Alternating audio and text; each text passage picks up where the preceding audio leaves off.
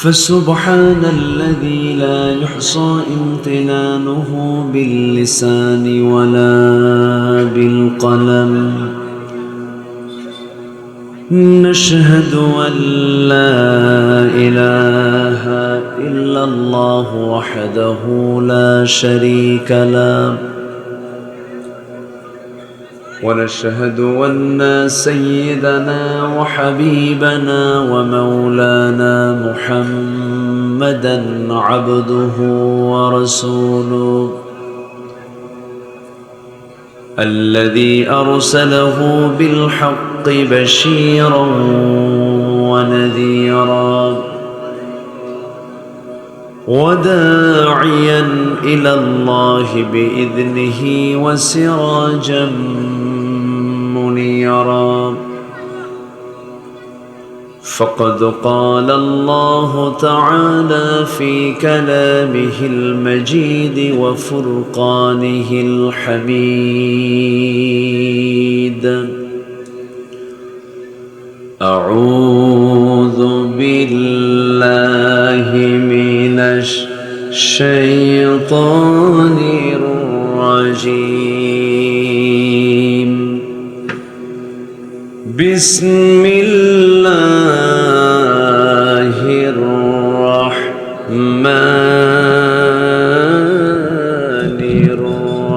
الرحيم. إن الله وملائكته يصلون على النبي يا أيها الذين آمنوا صلوا عليه وسلموا تسليما. اللهم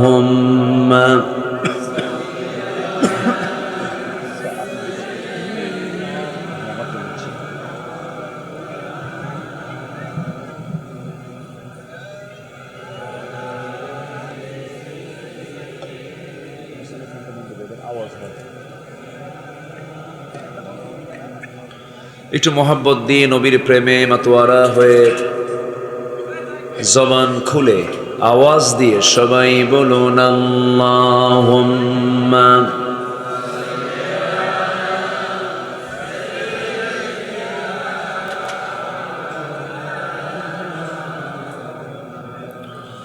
ওয়া আলা আলি।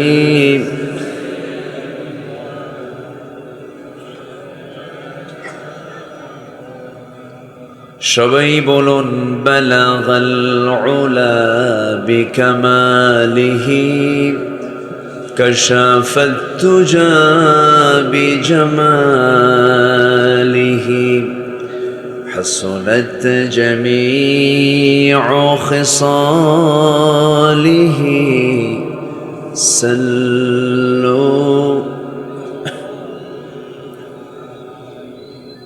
সূরতে ইউসুফ বিদারি হিকমতে লুকমান ইমাম قاری قرآن باری یہ دل سادمان ما بلغ العلا بكماله كشف التجا بجماله حسنت جميع خصاله سلوا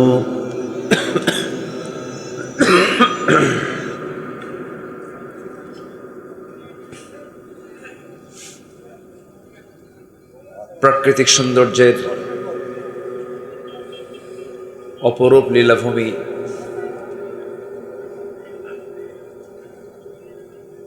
খুলনা অঞ্চলের ঝিনাইদহ জেলার শৈলকুপা উপজেলার রতি ডাঙ্গা বোয়ালিয়া হিলফুল ফুজুল যুব সমাজ কর্তৃক আয়োজিত ষষ্ঠ বার্ষিকী তাফসীরুল কোরআন মাহফিল 2024 মহৎ আয়োজনের সম্মানিত সুযোগ্য সভাপতি জনাব মাওলানা ফজলুল হক, আজকের মাহফিলের বরেণ্য অতিথিবৃন্দ, হযরত উলামায়ে কেরাম, ফদল আইজাম, বিশেষ করে আমার পূর্বে কথা বলেছেন জনাব বিশিষ্ট ওয়াইজ জনাব রিয়াদ ইসলাম বকুল সাহেব, উপস্থিত হযরত উলামায়ে কেরাম, ফদল আইজাম, সুশীল সমাজ, জাতির শ্রেষ্ঠ সন্তান, শিক্ষক মণ্ডলী, সামনে উপস্থিত দূরে কাছের বিভিন্ন স্থান থেকে ছুটে আসা কালেমার ঝান্ডাবাহী, তাওহীদের পতাকাবাহী, দ্বীন ইসলামের নরসারদুল বীর মুজাহিদ, প্রাণ প্রিয় সম্মানিত দ্বীনী ভাইরা, আড়ালে বসে আছেন শ্রদ্ধেয়া সম্মানিতা মা বোনেরা। আলোচনার সূচনায় আনুষ্ঠানিকতার মধ্য দিয়ে আমার পক্ষ থেকে আবারও দিল খোলা সালাম, আসসালামু আলাইকুম ওয়া রাহমাতুল্লাহি ওয়া বারাকাতুহু। সালামের জবাব একটু ভিজা ভিজা মনে হচ্ছে, অনেক রাত হয়ে গেছে তো কুয়াশায় কেমন যেন মনে হচ্ছে। আসসালামু আলাইকুম ওয়া রাহমাতুল্লাহ।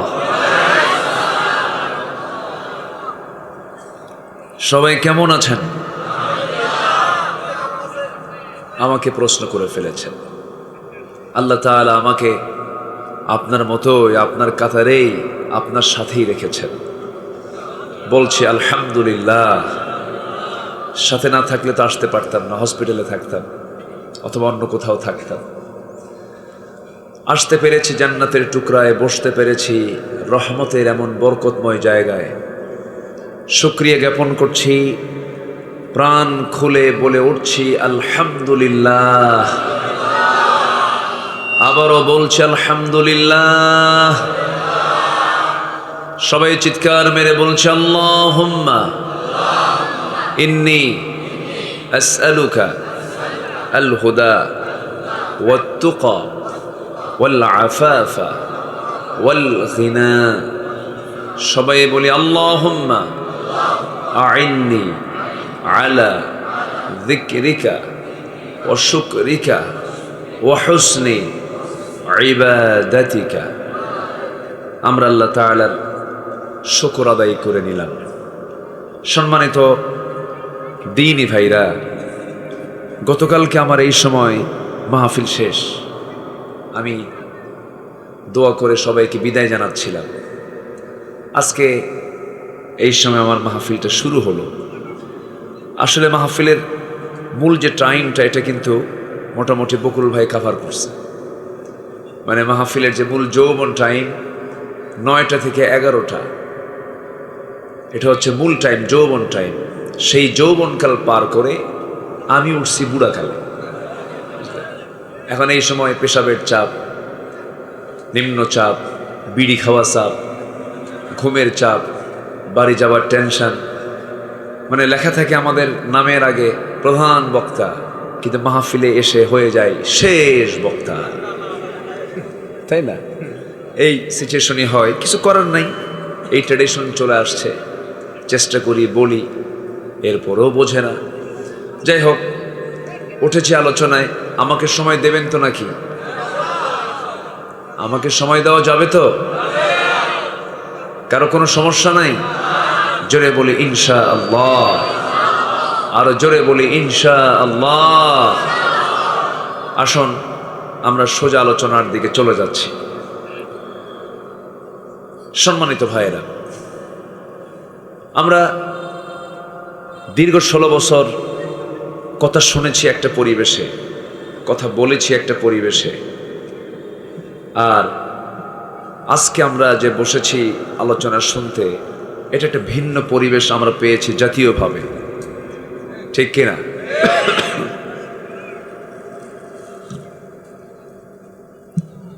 সেই পরিবেশটা হলো, আগে মাহফিল কমিটি যখন মাহফিল করার চিন্তা করত, তাদের চিন্তা হতো থানায় যে কতবার যাওয়া লাগবে, জুতার তলা ক্ষয় না হলে মাহফিলের পারমিশন মিলত না। থানার কাছে মাহফিল কমিটিগুলো ছিল হলো দাগি আসামির মতো, মানে কত যে দোষ করছে কমিটি, এটা ছিল কমিটির মানে থানার কাছে কমিটির মানে একটা কি বলবো, মানে তারা ছিল অত্যন্ত বড় আসামি থানার কাছে। আর আমরা যারা আলোচক ছিলাম, আমরা তো নাশকতা সৃষ্টিকারী ছিলাম। তারপরে উস্কানি দাতা, বিভিন্ন কথাগুলো বলে আমাদেরকে গালমন্দ করা হতো। অনেক জায়গায় মাহফিলের দুপুর পর্যন্ত কোনো প্রবলেম নেই, বিকেলবেলা মাহফিল মানে পরিকল্পিতভাবেই বন্ধ করা হতো। এই খেল তামাশাগুলো বিগত 16 বছর দেখেছি। একটা কোরআনের মাহফিলকে ঘিরে, যেখানে কোরআনের আলোচনা হয়, যেখানে মানুষ দিন শেখে, কোরআন শেখে, ইসলাম শেখে, তাও জনগণ তার লাউ আর কুদুবাসার টাকা দিয়ে মাহফিলগুলো চালায়।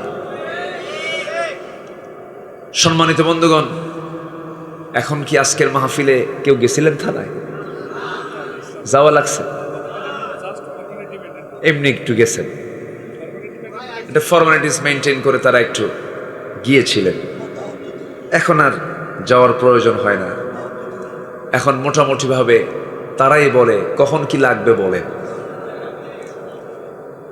সম্মানিত ভাইয়েরা, এই পরিবেশ সৃষ্টি করে দিয়েছেন তিনি আমার কে? কে কে বলেন তো, কে? কোনো সন্দেহ লাগে নাকি?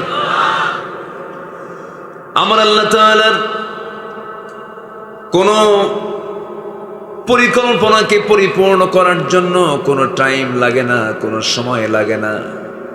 শুধু তিনি কি করেন?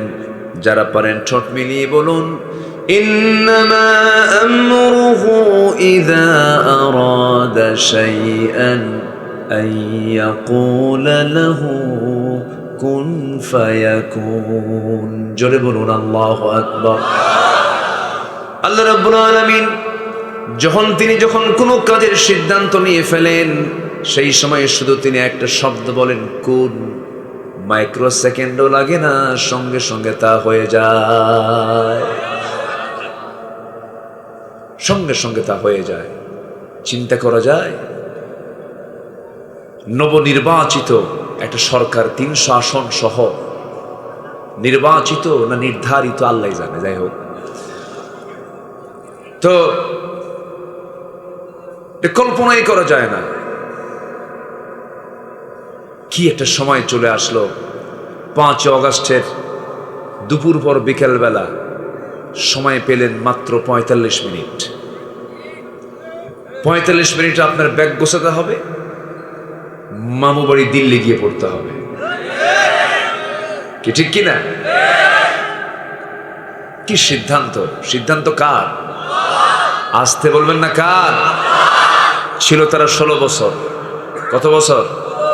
আর ফেরাউন বেঁচে ছিল 1600 বছর। সংখ্যার কি মিল দেখছেন? বিশাল মিল। কিন্তু ওটা হচ্ছে পুরুষ ফেরাউন, মেল ফেরাউন আর ফিমেল ফেরাউন। সে চেয়েছিল, ফেরাউন চেয়েছিল হত্যার মধ্য দিয়ে ক্ষমতাকে পাকাপোক্ত করব। এরাও চেয়েছিল তাই। আয়না ঘর তো আর এমনি বানায় নাই। যাই হোক, অনেকের গায়ে কথাগুলো লাগতে পারে, হয়তো লেগে যেতে পারে, কিন্তু আমার যে তালিকা করছে আমি না বলে কি করি বলে। এই কালামানিক ওই বিচারপতি 116 জন আলেমের নাম সে তালিকার মধ্যে উঠাইছে। কে এদের কোনো ওয়াজ চলবে না? এরা রাজাকার। বলেন তো, আমার কি রাজাকার মনে হয়? 116 জন তালিকার মধ্যে আমার নামটাও ছিল। তালিকা করলো ওরা, কিন্তু সেই তালিকার জায়গায় থেকে গেল। কালামানিক কই গেল? কালামানিক পালাতে চেয়েও পালাতে পারেনি। এমন একটা সময় আসবে ইঁদুরের গর্তও খুঁজে পাবে না। কি ঠিক আছে না?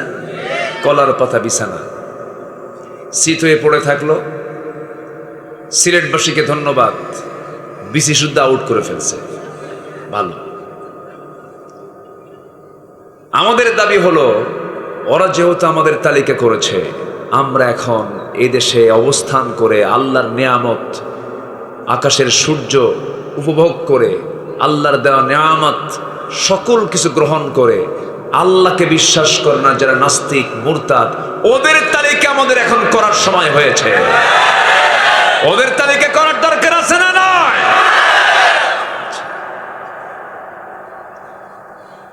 ইসলাম 3 অপরাধীকে ক্ষমা করেনি। একটা হচ্ছে কতলুন নফস, যারা হত্যাকারী, যারা খুনি, তাদের কোনো ক্ষমা, আসতে কয়, তাদের কোনো ক্ষমা। নাম্বার 2 আস-সাইয়্যিবুজ জানি, যারা জেনাকার, বুড়া জেনাকার। কি জেনাকার বলেন? মানে ছোট বয়সী না, বুড়া বয়সেও জেনা করা বাদ দেয় না, এরকম আকাইম্মা, বদমাইশ, কিছু বদমাইশ নেতৃত্ব, চরিত্রহীন নেতৃত্ব আমার দেশে ছিল কি ছিল না বলেন? জাহাঙ্গীরনগর ইউনিভার্সিটিকে কত বড় একটা কলঙ্ক লেপন করে দিয়েছে আরেক মানিক। তৎকালীন সে ছিল ছাত্রলীগের নেতা। সে 100টা মেয়ের জীবন নষ্ট করে, 100 মেয়ের সঙ্গে সে অবৈধ সম্পর্ক করে, জেনা করে, ধর্ষণ করে, সেই ধর্ষণের সে সেঞ্চুরি উদযাপন করেছে মিষ্টি বিতরণের মধ্য দিয়ে ক্যাম্পাসে। তার শাস্তি কি হয়েছে? বিগত 16 বছর কেউ কিছু করেনি, কেউ কিছু বলেও নি। বরঞ্চ কি শাস্তি দিয়েছে জানেন? এই দুষ্ট ছেলে, এগুলো করতে নেই, এটাই হলো তার ফায়সালা। এখন সব এগুলো মাথায় নেওয়া দরকার। আসতে বলবেন না, ঠিক কিনা? মাথায় নেওয়ার প্রয়োজন আছে না নাই? আমরা কলঙ্ককে দূর করতে চাই। একটু বসেন। তবে সকল অন্যায়কে প্রতিহত করার জন্য আগে নিজের জীবনের সৌন্দর্যের দরকার আছে না নাই? নিজের জীবনের চারিত্রিক সৌন্দর্যের প্রয়োজন সবার পরে না সবার আগে? সবার আগে। আসুন একটু আস্তে আস্তে আমাদের জীবনকে কেমন করে সুন্দর করা যায়, সবার আগে পরামর্শ নেব সেই কিতাব থেকে, যে কিতাব আসমান থেকে নাজিল হয়েছে। তার নাম কি? আসতে বলবেন না, তার নাম কি? কোরআন। কোরআন আমাকে কি কি চরিত্র, কি চারিত্রিক সৌন্দর্য উপহার দেয়। আজকে আমার আলোচনার সাবজেক্টের মূল বিষয়টাই হচ্ছে এটা, কোরআনের আলোকে মুমিনের সৌন্দর্য, চরিত্রকে কেমনে সুন্দর করে গড়া যায়, এই বিষয়ে আমি কিছু কথা বলতে চাচ্ছি। আমাকে সময় দিচ্ছেন তো নাকি? জোরে বলি ইনশাআল্লাহ। আজকের সমাজে, আমার বাংলাদেশে কোনো কিছুর সংকট না থাকলেও আমার কাছে মনে হয় 1 নম্বর সংকট হলো চারিত্রিক সংকট, সৎ নেতৃত্বের সংকট। আছে না নাই? আচ্ছা, সম্মানিত ভাইয়েরা, আসুন ধীরে ধীরে আমরা আলোচনার দিকে চলে যাই। কষ্ট হচ্ছে না তো? আচ্ছা, তো মুমিনের সৌন্দর্য মোটামুটি আজকে আমরা যদি 15টা পয়েন্টের উপরে কথা শুনি, আমাদের এই সৌন্দর্যগুলো, আমাদের কি কি চরিত্রগুলো আনা দরকার আমরা জানতে পারবো। এবং যদি মানতে পারি, এই চারিত্রিক সৌন্দর্য অর্জনের মধ্য দিয়ে আমাদের জান্নাত নিশ্চিত করে দিবেন। তিনি আমার কে? আসতে বলবেন না, তিনি আমার কে? আল্লাহ। একটু কান লাগাবেন সবাই। কোরআন এমন একটা কিতাব, এটা এমন একটা গ্রন্থ, আপনি কোন দিক থেকে কোরআন থেকে জানবেন, কোন সাইড থেকে?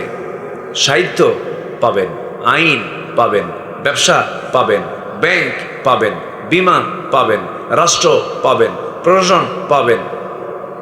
কোথায় কি নাই সব বলে দিয়েছেন এই কিতাবের মধ্যে। তিনি কে? আল্লাহ তাআলা। আমার বন্ধুগণ,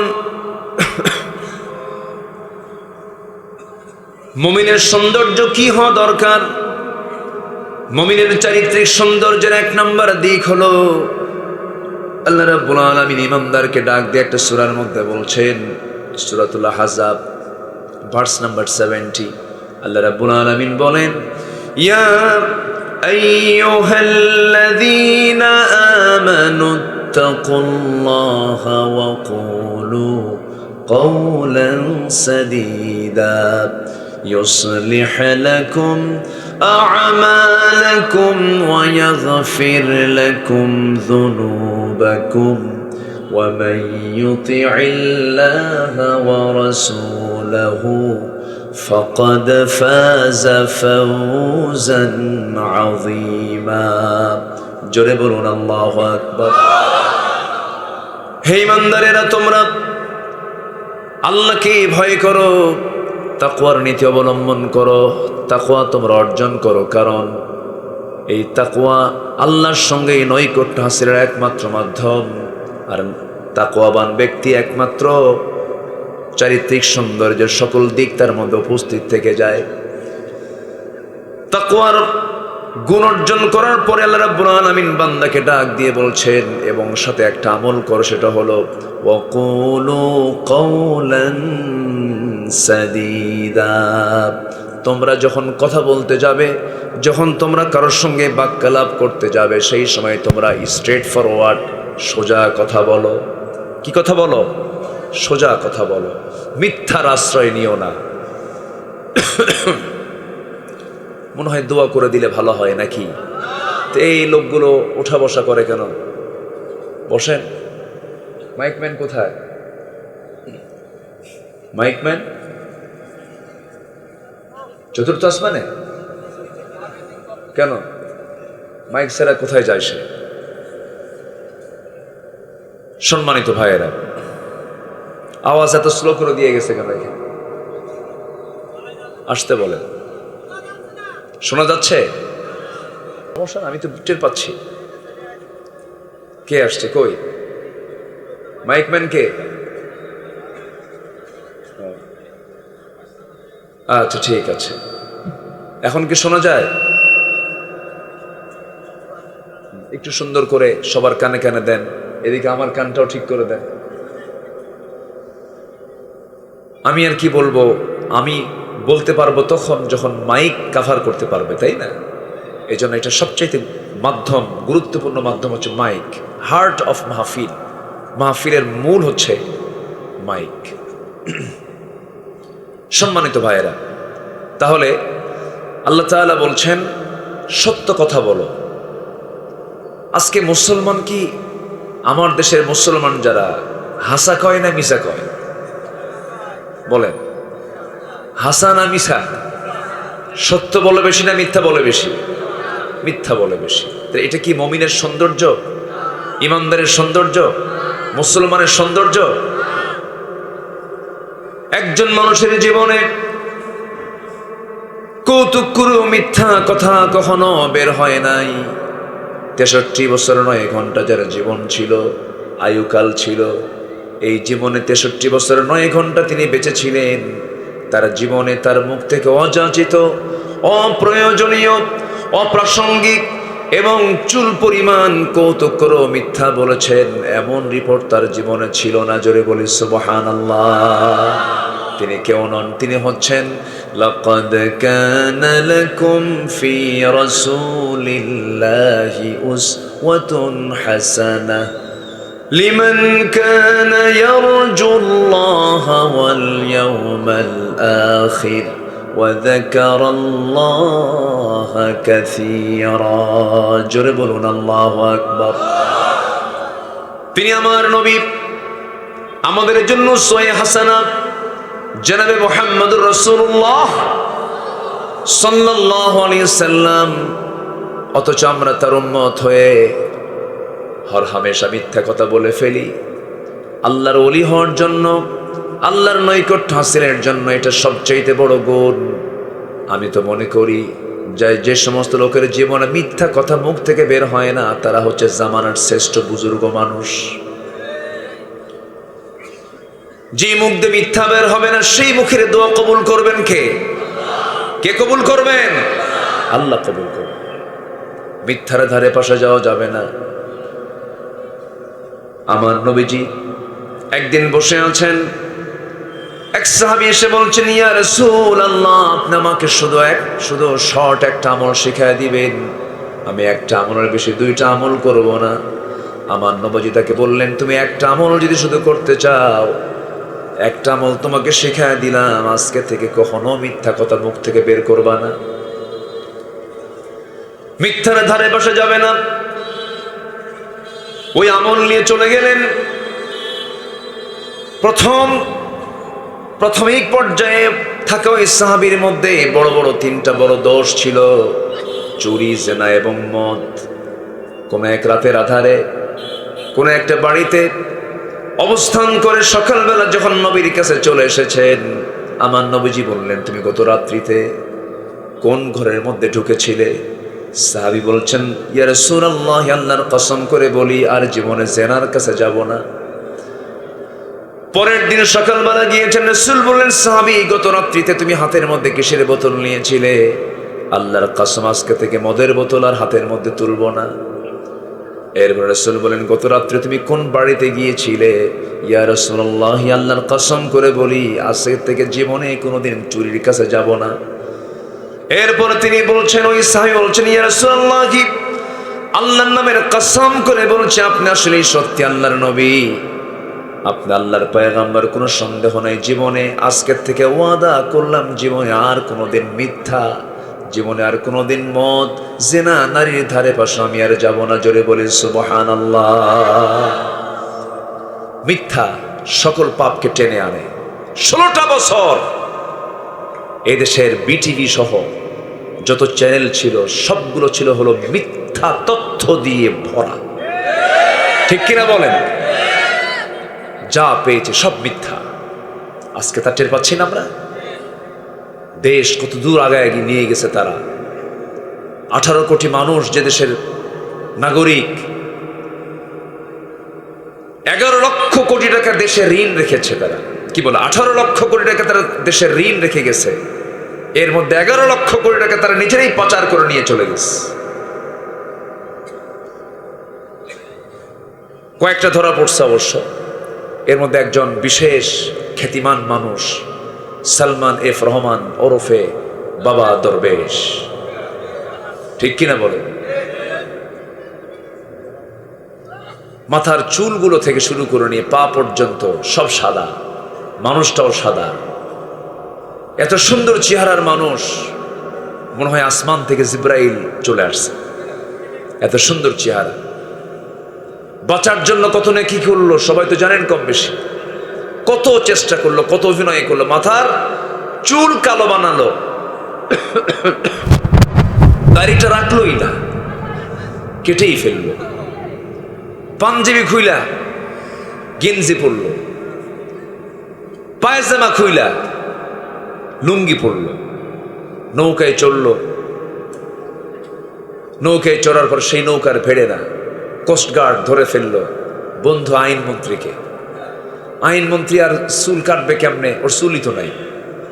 দাড়ি কাটবে কেমনে? দাড়ি তো আগের থেকে রাখে নাই, উপায় তো নাই। তা আইনমন্ত্রীকে যখন ধরে নিয়ে যাচ্ছে তখন বলল, আসলাম দুজন, যাব একা, এটা কেমন কথা? হ্যাঁ, কি কথা কি বুঝতেছেন আপনারা?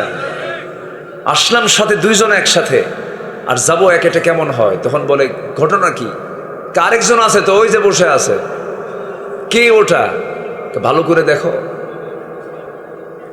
চিনবা, ভালো করে দেখো। কেন চিনতেছি না তো, মাথার চুল কালো, মুখের দাড়ি নাই, লোকটা কে? চেনা যায় না তো। ভালো করে দেখো, ওটাই দরবেশ। ধরে নিয়ে আসা হলো। এখান থেকে একটা শিক্ষা আছে, জালিম জালিমকেও ছাড় দেয় না, কিন্তু ইমানদার ইমানদারের জীবন রক্ষার জন্য জীবন পর্যন্ত দিতে প্রস্তুত নিয়ে নেয়। ঠিক কিনা? চিন্তা করেন, গোটা দেশের সমস্ত নেতৃবৃন্দ থুইয়া হেলিকপ্টারে চড়ে মারছে, দূর পালাইছে। ইমানদারের চরিত্র এগুলো নয়। আমার নবীজি বদরের প্রান্তরে, উহুদের প্রান্তরে সকল সাহাবে কেরামকে নিয়ে যখন চলে গেছেন, তিনি সবার পেছনে না তিনি সবার আগে? সবার পেছনে না সবার আগে? সবার আগে। এটাই ইমানদারের চরিত্র হওয়া উচিত ছিল। আমার বন্ধুগণ, মিথ্যার কাছে যাওয়া যাবে না। মিথ্যা ধরলাম তো আমি হেরে গেলাম। সত্যের সঙ্গে সর্বক্ষণ থাকতে হবে। মিথ্যার আশ্রয় নেওয়া যাবে না। মিথ্যা অপকৌশল করা যাবে না। মিথ্যার ফলাফল হলো জাহান্নাম, সত্যের ফলাফল হলো জান্নাত। আল্লাহ রাব্বুল আলামিন আরেক জায়গায় বলছেন, ওয়াকুলু লিন্নাসি হুসনা। যখন তোমরা মানুষের সঙ্গে কথা বলবে, মিষ্টি করে সুন্দর করে কথা বলো, মিথ্যামূলক কোনো কথা বলতে যেও না। এক নম্বর বিষয় আমরা জানলাম, মোটামুটি 15টা চারিত্রিক সৌন্দর্য যদি কোনো বান্দার মধ্যে চলে আসে, কোরআন যেগুলো শিক্ষা নিতে বলেছে, এই গুণ যদি বান্দার মধ্যে নিয়ে আসে, আল্লাহ রাব্বুল আলামিন বলছেন ওই বান্দার জান্নাতে যেতে কোনো কষ্ট হবে না। আল্লাহু আকবার বলে। নাম্বার 2 হলো আমানত রক্ষা করা। আমানত কি করা? আমানত রক্ষা করা। আমানত রক্ষা মানে হচ্ছে, কই যান, বসেন, কিসের যাওয়া? আপনাকে দেখে আবার একজন চলে যাবে, আপনার ভক্ত আছে না? বসেন, এটা এখানে, ওটা নিচে রাখেন, একটু কষ্ট হচ্ছে, রাখেন। জি আলহামদুলিল্লাহ, খুব সুন্দর কণ্ঠ তো, অনেক সুন্দর আলোচনা করেছেন আজকে। আল্লাহ তুমি আলোচনার মধ্যে বরকত দিয়ে দাও। জোরে বলি আল্লাহুম্মা আমিন। আরো জোরে আল্লাহুম্মা আমিন। আমানত রক্ষা করতে হবে। ক্ষমতা একটা আমানত। ক্ষমতা একটা কি? আমানত। চেয়ার একটা কি? আমানত না? চেয়ার একটা আমানত। সাইয়্যিদনা ওমর ফারুক রাদিয়াল্লাহু তাআলা আনহু অর্ধ দুনিয়ার শাসক। তিনি অর্ধ দুনিয়া, 40টা রাষ্ট্র তিনি চালান। ছোটখাটো না, 40টা রাষ্ট্রের তিনি রাষ্ট্রপ্রধান। যখন ক্ষমতার মসনদে তিনি বসলেন, সেদিন থেকে মৃত্যুর দিন পর্যন্ত একটা রাত তিনি ঘুমাতে পারেন। একটাই টেনশন, এই আমানত আমার রক্ষা হবে তো? মাঝে মাঝে তিনি আফসোস করে বলতেন, ফোরাত নদীর তীরে যদি একটা কুকুর অনাহারে মারা যায়, আর ইরাকের রাস্তা খারাপের কারণে যদি সেই খারাপ গর্তের মধ্যে যদি একটা উট চলতে নিয়ে উটের পা পড়ে, উটের পা ভেঙে যায়, কিয়ামতের দিন আমি ওমর, আমাকে উট কেন পা ভেঙে ফেললো, কুকুর কেন মারা গেল, তার জন্য আমি ওমর, আমাকে জবাবদিহির কাঠগড়ায় দাঁড়াতে হবে আল্লাহর সামনে। কি অনুভূতি তাদের মধ্যে কাজ করেছে, কি চিন্তা তাদের মধ্যে কাজ করেছে। প্রথম খলিফা হচ্ছেন আবু বকর সিদ্দিক রাদিয়াল্লাহু তাআলা আনহু। যেদিন তিনি খেলাফতের দায়িত্ব গ্রহণ করলেন, খেলাফতের দায়িত্ব পেলেন, তার আগের থেকে তার একটা দায়িত্ব ছিল, প্রতিবেশীর হক আদায় করার একটা অংশ ছিল, সেটা হলো তার ঘরের সঙ্গে একটা ঘর ছিল। সেই ঘরের বাসিন্দা একজন ছিলেন, স্বামী নাই, ছেলে নাই, মেয়ে নাই, সন্তানাদি কেউ নাই, শুধুমাত্র একজন বুড়ি মহিলা ছিলেন, তার খেদমত করার মতো কেউ ছিল না। সাইয়্যিদনা আবু বকর সিদ্দিক রাদিয়াল্লাহু তাআলা আনহু প্রত্যেক দিন শেষ রাতের দিকে তার রান্না বান্না, কাপড় চোপড় ধোয়া, গোসল করানো সবকিছু সম্পন্ন করে তিনি চলে আসতেন। খেলাফতের দায়িত্ব পেলেন, তাও করলেন। সাইয়্যিদনা ওমর ফারুক একদিন দেখে ফেলে বলছেন, সব কাজ আপনি একাই করবেন, আমাদের কিছু কাজের তো সুযোগ দেওয়া দরকার। সাইয়্যিদনা আবু বকর বলছেন, ওমর, আমার ভাই ওমর, কিয়ামতের দিন আমার আমলনামা তো তোমার পিঠে যাবে না, আমাকে আমার কাজ করতে হবে। সাইয়্যিদনা আবু বকর রাদিয়াল্লাহু তাআলা আনহুর ইন্তেকাল হয়ে গেল। ইন্তেকাল হওয়ার পরের দিন ওমর ফারুক রাদিয়াল্লাহু আনহু মনে চিন্তা করতেছেন, ভাই আবু বকর তো নাই, বুড়ি মহিলার জন্য কি হয়ে গেল। সেই বুড়ি মহিলার খেদমত করার জন্য তিনিও চলে গেছেন শেষ রাত্রিতে। খেদমত করলেন, কাপড় চোপড় ধুয়ে দিলেন, খাবার দাবার সম্পূর্ণ করে সব কিছু রেডি করে তিনি দিয়ে বের হয়ে চলে আসলেন। ওই বৃদ্ধা মহিলা জানে না প্রথম খলিফার ইন্তেকাল হয়েছে কিনা, বয়স্ক মানুষ, খবর তার কানে যায় নাই। তার সামনে যে খাবারগুলো পরিবেশন করা হয়েছে এর মধ্যে খেজুর কিছু ছিল, সেই খেজুরগুলো যখন খেতে নিয়েছেন বুড়ি মহিলা, খেজুরের কামড় দেওয়া মাত্রই দেখেন খেজুরের মধ্যে বিচি। অনুমান করলেন, বুঝতে পেরেছে আমার আসল খাদেমার দুনিয়াতে নাই। মানে আবু বকর সিদ্দিক রাদিয়াল্লাহু আনহু যখন ওই বুড়ি মহিলার সামনে যখন খেজুরগুলো দিয়ে দিতেন, খেজুরের বিচিগুলো ফেলে দিয়া খেজুরগুলো শুধু বিচি মুক্ত রেখে তার সামনে রেখে দিতেন, যেন বুড়ি মহিলার খেতে কোনো কষ্ট না হয়। সুবহানাল্লাহ বলবেন না? জোরে বলি সুবহানাল্লাহ। আমার বন্ধুগণ, সেই যুগের মানুষগুলো আবার কেমন ছিল? গভীর রজনী, নিঝুম রাত, ওমরে ফারুক রাদিয়াল্লাহু তাআলা আনহু রাতের বেলা তিনি একাকী চলছেন, নির্জন রাত্রিতে ছোট্ট একটা লাঠি নিয়ে একা একা চলতেছেন। তাদের জন্য কোনো প্রোটোকল লাগতো না, কোনো মানুষের প্রয়োজন হতো না, তিনি সম্পূর্ণ একাকী চলতেন। কারণ তার দিলের মধ্যে ভয় ছিল একমাত্র কার ভয়? আসতে বলবেন না, কার ভয়? বিগত 16 বছর দেখেছি আতিপাতি নেতার পিছনে 50টা মোটর সাইকেল। কটা মোটর সাইকেল? 50-100টা মোটর সাইকেল থাকে। আতিপাতি নেতা, ওগুলো গেল কই? পিটাইয়া সোজা করা দরকার, ঠিক কিনা? অনেক লাফালাফি করেছে, মঞ্চে এসে ডিস্টার্ব করেছে, মঞ্চে এসে ডিস্টার্ব করেছে, আমাদেরকে কথা বলতে দেয়নি। মঞ্চ ওঠার আগে আমাদেরকে ওয়াজ শোনায় দিতে, হুজুর আকাশের ওয়াজ করবেন আর কবরের ওয়াজ করবেন, দুনিয়াটা আমরা দেখে নেব। এগুলো করে করে বহু জুলুম অত্যাচার করেছে। পোস্টারে নাম নাই, মাহফিল বন্ধ হয়ে যাবে, কত কি তারা করেছে। সম্মানিত ভাইয়েরা, সম্মানিত বন্ধুগণ, সকল জুলুমের বিচার করার দায়িত্ব একমাত্র কার? আসতে বলবেন না, কার? সে বিচারও করেছেন তিনি কে? আল্লাহ তাআলা। ওমরে ফারুক রাদিয়াল্লাহু তাআলা আনহু একাকী বের হয়েছেন, কেউ নাই তার পাশে। সেই নিঝুম রাত্রিতে চলতে চলতে হঠাৎ করে তিনি একটা ঘরের সামনে গিয়ে দাঁড়ালেন। ঘরের সামনে গিয়ে দাঁড়িয়ে তিনি দুজন মহিলার কথোপকথন শুনতেছেন, কনভারসেশন শুনছেন। মা এবং বেটি তারা গল্প করছে। মা বলতেছে, আমার মেয়ে শোনো, আগামীকালকে বাজার করব, কি সেই বাজারের টাকাটা পর্যন্ত তেমন নাই। এই যে উটনির দুধ আজকে আমরা দহন করেছি, এই দুধ বিক্রি করেও আমাদের বাজারের টাকা হবে না। এই জন্য উটনির দুধের মধ্যে কিছু পানি ঢুকায় দাও। কি ঢুকায় দাও? পানি ঢুকায় দাও, পানি মিক্স করে দাও। দুধের পরিমাণ বেড়ে যাবে, টাকার পরিমাণটা আমাদের বেড়ে যাবে। এই কথা শোনা মাত্রই মেয়ে বলছে, মা এই কাজটা আমার দ্বারা সম্ভব না, আমি করতে পারবো না।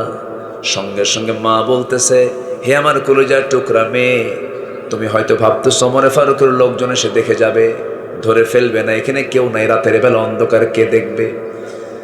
সঙ্গে সঙ্গে মেয়েটা বলে, মা রাষ্ট্র হয়তো দেখলো না, প্রশাসন হয়তো দেখলো না, কিন্তু মা তুমি আমি দিনের আলোতে যা করি, রাতের আধারে যা করি, যিনি সবচেয়ে বড় রাজ সাক্ষী সে আল্লাহ আমাদের দেখে ফেলতেছেন, আমি তা করতে পারবো না। ওমরে ফারুকের কানে কথাগুলো চলে যাচ্ছে, চোখের পানি মুছতে মুছতে বলছে, আল্লাহ আমার এই রাষ্ট্র সংরক্ষণের জন্য আমার দরকার শুধু না, আমার জনগণটাই যথেষ্ট। যেরকম সুবহানাল্লাহ।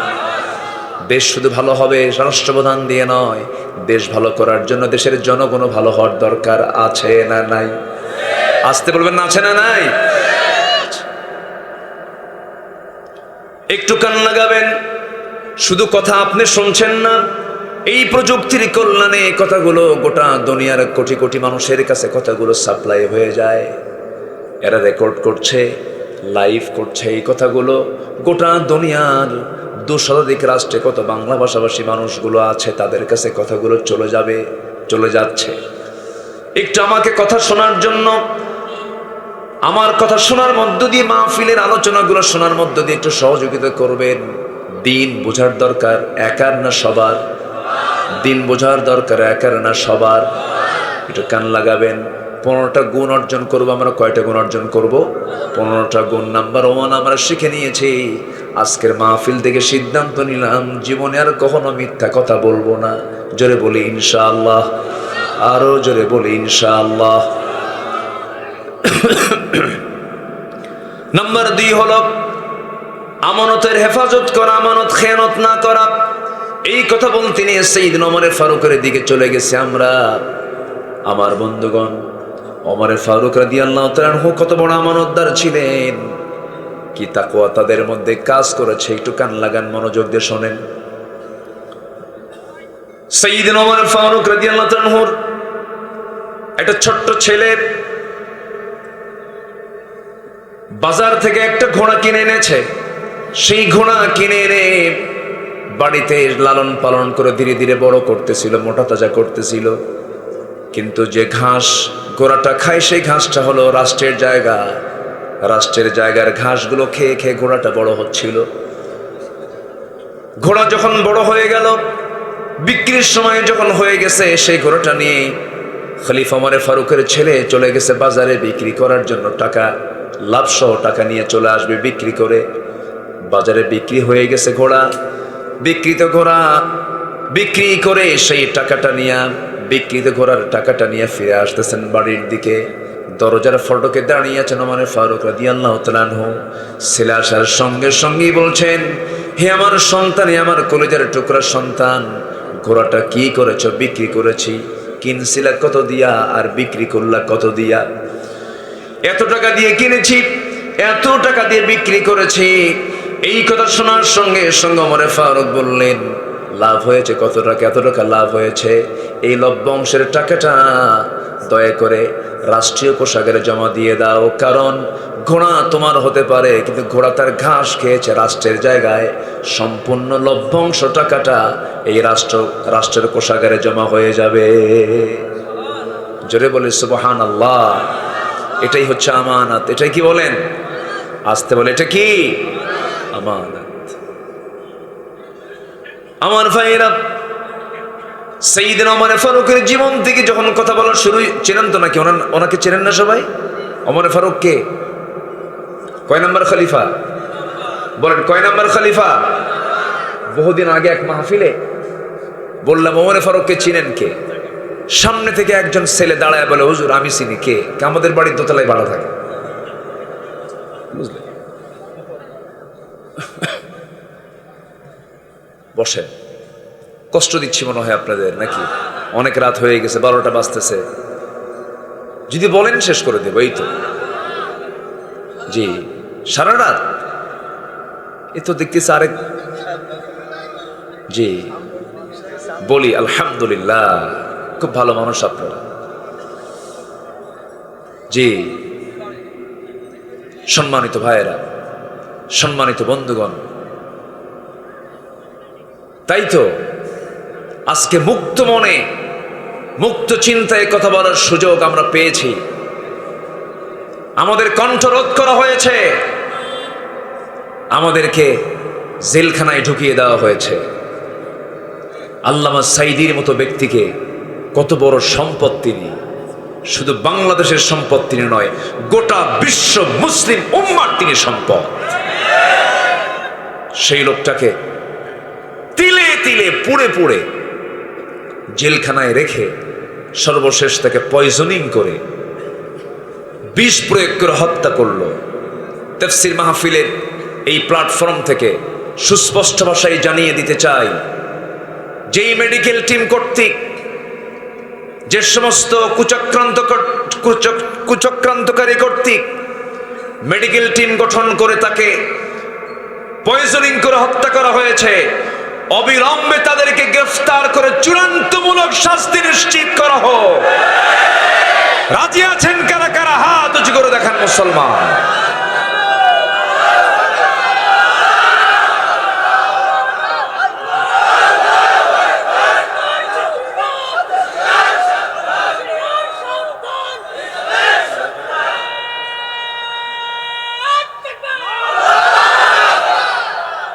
সম্মানিত ভাইয়েরা, সম্মানিত বন্ধুগণ, আলেমের রক্ত, শহীদের রক্ত, ইমানদারের রক্ত এই জমিনে যখন পড়েছে, এই জমিনে আল্লাহর দিন কায়েম হয়ে যাবে ইনশাআল্লাহ।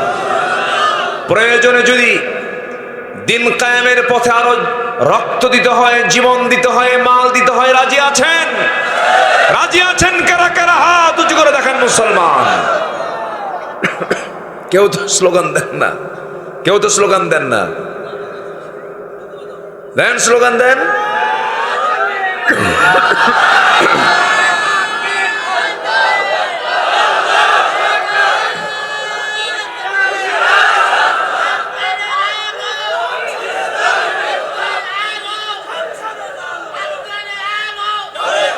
আলেম ওলামা যেখানে, আল্লাহ কবুল করুন, জোরে বলি আমিন।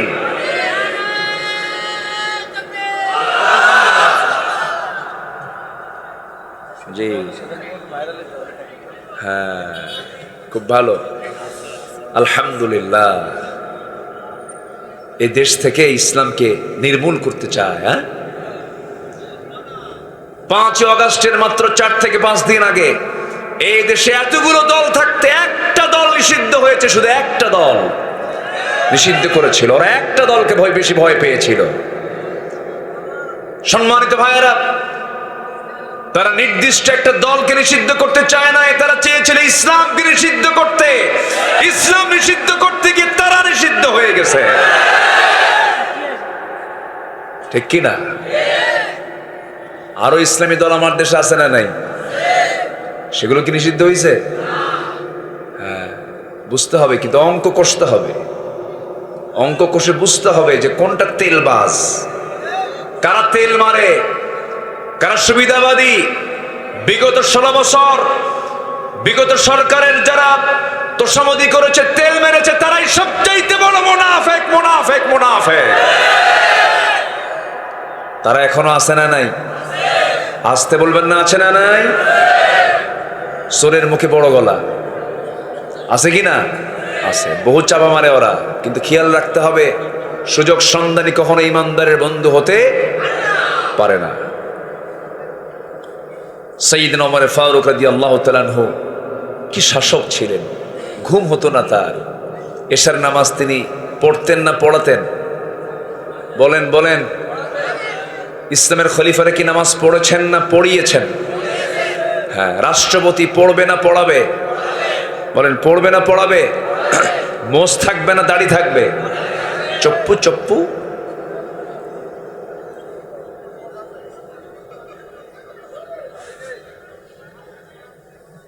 মুসলিম লিডার হবে দাড়িওয়ালা না মোষওয়ালা? দাড়িওয়ালা না মোষওয়ালা? আর এখন নেতা হওয়ার জন্য কি লাগে?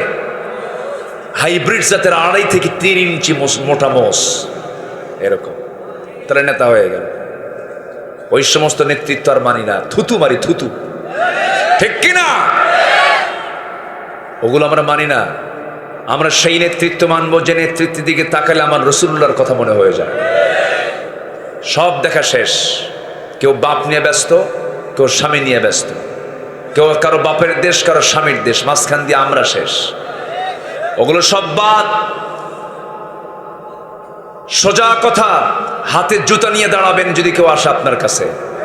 যদি ইসলাম নিয়ে কথা বলে, ইসলামের পক্ষে কথা বলে, ধন্যবাদ জানাবেন, বুকের সঙ্গে বুক লাগায় নেবেন। ইসলামের দাওয়াত ছাড়া, ইসলামের দল ছাড়া অন্য কোনো কথা বললে থুতু মারবেন আর জুতা মারবেন। 71 থেকে 2024 সাল ধোকা খাইছি, ধোকা। ধোকার উপরেই জাতি চলছে। আমরা দেশটা গড়ব কোন দিন? সেই মাহাথির, মোহাম্মদ মাহাথির মালয়েশিয়াকে কোথায় নিয়ে চলে গেছেন? 81-তে ক্ষমতায় এসেছেন তিনি। সেই মালয়েশিয়া আজকে কোথায়? আর আমার বাংলাদেশ আজকে কোথায়? সম্মানিত ভাইয়েরা, দেশ গড়ার জন্য নিজের চরিত্র আগে সুন্দর করে গড়ার দরকার আছে না নাই? আসতে বলবেন না, আছে না নাই? এই দেশের জাতীয় চরিত্র হলো সত্য কথা বলা না মিথ্যা কথা বলা? বলেন বলেন বলেন। মিথ্যা কথা।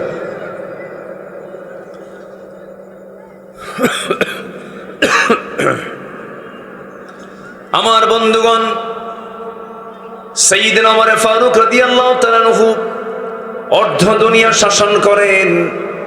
কি মানুষ! এশার নামাজ একদিন পড়ালেন, একটা রাতের কথা বলে আবার পয়েন্টের দিকে আস্তে আস্তে যাব। আমানতদারিতা কি এটা বোঝানোর জন্য বলছি আমি। ওমর ফারুক রাদিয়াল্লাহু তাআলা আনহু এশার নামাজ পড়িয়ে বাড়িতে আসলেন। বউকে বললেন, বউ আমার দ্রুত গতিতে কিছু খাবার দিয়ে দাও, খাবার খাবো। খাবার খেয়ে বললেন, থাকো, আমার জনগণকে না দেখলে আমার ভালো লাগে না। কি যেন সমস্যায় আছে আমার প্রতিবেশীগুলো, আমি একটু দেখে আসি।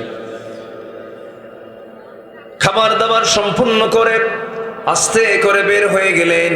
হঠাৎ করে প্রতিবেশীর ঘর থেকে বিকট আওয়াজ, কান্নার আওয়াজ তার কানে চলে এলো।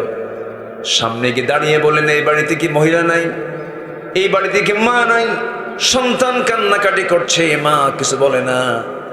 সঙ্গে সঙ্গে মহিলার সামনে বের হয়ে এসে বলতেছে, আমি একজন বিধবা মানুষ, আমার স্বামী দুনিয়া থেকে বিদায় নিয়েছেন, ঘরের মধ্যে পানি ছাড়া চুল পরিমাণ কোনো খাবার নাই, কি দেব তাদেরকে? খাবারের যন্ত্রণায় তারা ছটফট করছিল। ওমর ফারুক রাদিয়াল্লাহু তাআলা আনহু কিচ্ছু কথা না বলে মাথা নিচু করে আবার তিনি চলে আসলেন। খাদ্য গুদাম থেকে এক বস্তা আটা নিজের পিঠে বহন করে নিয়ে চলে আসলেন। এসে বললেন, শোনো, বিধবা যখন তোমার আটার বস্তা আবার ফিরে যাবে, আমি ওমর তোমাকে নিজ দায়িত্বে দিয়ে যাব, শুধু খোঁজ খবরটা আমার কানে লাগায় দিবা। সেখান থেকে চলে গেলেন, আরেকটা বাড়ির সামনে গিয়ে দাঁড়ালেন। সেই জায়গায় গিয়ে লক্ষ্য করে দেখেন ভিতর থেকে কান্নার আওয়াজ, বয়স্ক একজন মহিলার কান্নার আওয়াজ, চিৎকার করে কান্নাকাটি করে। প্রশ্ন করছেন, এত গভীর রাতে মহিলা কান্দে কেন? কি হয়েছে? পেটে বাচ্চা, ডেলিভারির সময় হয়েছে, কিন্তু ধাত্রী নাই, নার্স নাই, সন্তান ডেলিভারি হচ্ছে না। কি করবেন? তিনি তো পুরুষ মানুষ। আবার গভীর রাত, সোজা বাড়িতে চলে গেলেন, বউটাকে ডাক দিলেন। ডাক দিয়ে বউয়ের হাত ধরে বলছেন, আল্লাহর কসম করে বলি, আমরা কিন্তু জনগণের শাসক নই, আমরা হলাম জনগণের খাদেম। এই কথা বলে বউটাকে বোরকা পড়ায় নিয়া ওই বাড়ির সামনে গিয়ে দাঁড় করায়া হাত দুটা জড়িয়ে ধরে বলছে, আমার স্ত্রী, আল্লাহর কসম করে বলি, এই ঘরের মধ্যে একজন মহিলা আছে, পেটের সন্তান ডেলিভারি হচ্ছে না, নার্স নাই, আল্লাহ না করুন, আল্লাহ না করুন, যদি এই মহিলার যদি মৃত্যু হয়ে যায়, সন্তান অথবা যদি মা যে কোনো একজন যদি মারা যায়, অথবা দুজন যদি মারা যায়, কিয়ামতের দিন আমি ওমর আমাকে খুনির কাতারে আল্লাহর সামনে দাঁড়াতে হবে। অতএব আমার পক্ষ হয়ে তুমি আমার স্ত্রী, আজকে তোমাকে নার্সের দায়িত্ব পালন করতে হবে। বউটাকে ঘরের মধ্যে ঢুকাইয়া দিলেন। একজন সম্রাটের বউ, একজন খলিফার বউ, তাকে নার্স বানায় ঘরের মধ্যে ঢুকাইয়া দিয়ে সেখান থেকে আস্তে করে আবার অন্যদিকে চলতে লাগলেন।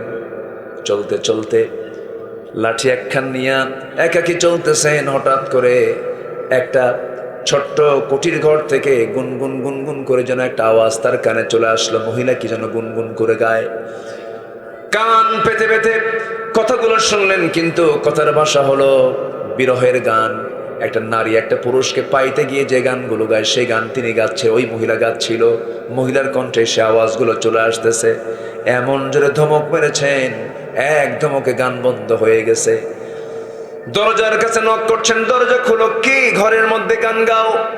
দরজার খোলে না, পিছন দিক থেকে চলে গেলেন।